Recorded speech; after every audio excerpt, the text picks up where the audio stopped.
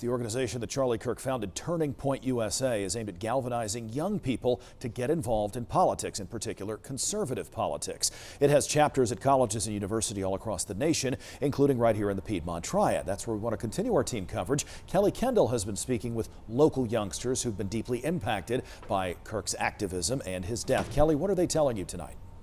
Well, Kenny, you can imagine this is a crushing loss for young Republicans and conservatives who tell me they saw Kirk as a singular figure in fearlessly speaking his mind and engaging people in conversation. The second I walked outside, I literally started bawling my eyes out. Like despair, I think is a pretty good word to use for it. I personally was very upset. Visceral reactions by Triad young people to the news that Turning Point USA founder Charlie Kirk had been shot and killed in Utah on Wednesday.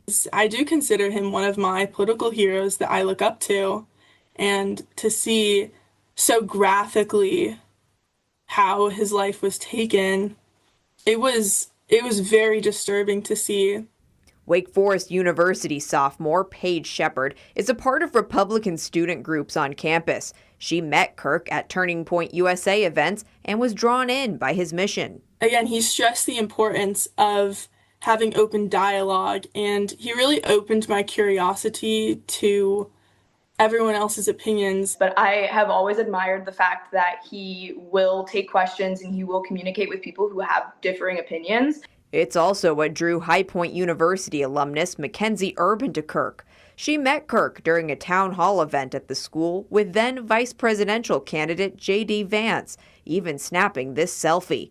She says it's alarming. A shooting like Wednesday's could happen on a college campus. That could have been an event that I was at. That could have very well been me who had seen that happen so close. Now young Republicans like Wake freshman Ilan Amaro are trying to find a way forward.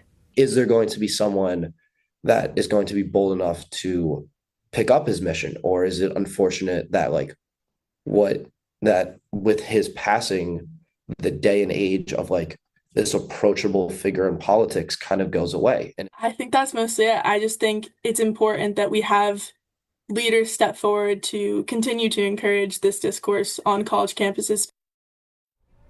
Those young people tell me Kirk's death has left them worried about the future of the country, and they say it's now up to them to continue carrying out his work. Live in studio, I'm Kelly Kendall for WXII 12 News.